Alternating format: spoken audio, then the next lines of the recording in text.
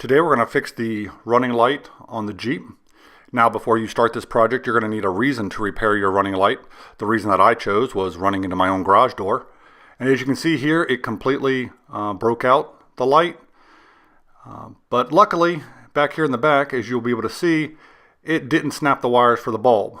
So let's go ahead and get this project started, and I'll show you exactly what you need to get it done. Being the big spender that I am, I went to eBay, and this is the light that I bought, and it cost me all of $7.38. Here's the packaging that it came in when it arrived, and those are all the numbers that you're going to need. The new light arrived at my house within 5 days.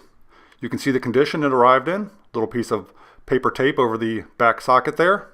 This came from Autos Depot, not a sponsor of the channel, and I'm really happy with the way this looks. A couple more numbers there you might need. I don't think you will, but that's it. Let's go ahead and get this thing installed. Pro tip, if you can recover the original press-on nut, this little locking nut here for the bottom of the light, make sure you do that, or else you're going to have to find one around someplace else. Okay, here we have the lens, and for the uninitiated, we're going to need to take this little piece of paper tape off here. I'll just go ahead and peel that off here. That could have gone a little bit better. But anyhow, let's go ahead and get that all ripped off. There you go. That's what it looks like. And now it's just a matter of putting it back in where the other one came out of. Now this couldn't be any simpler. The top two tabs here just slip in underneath there, and that bottom post right here slips in that hole that I showed you earlier in the video. So there you go. Slip it right in place just like that.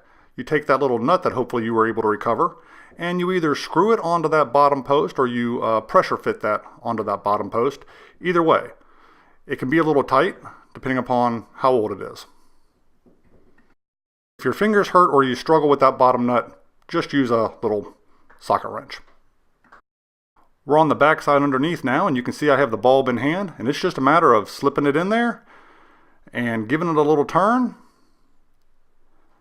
Tighten it up. Nice fit. Hopefully that light's not too bad for you. And that's it. Your project's done.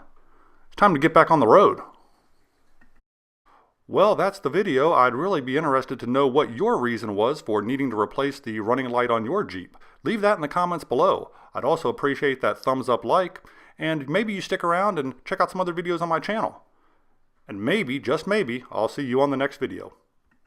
If you enjoy videos about the randomness of our amazing world, consider clicking on the globe to subscribe, or maybe checking out one of the other videos right here.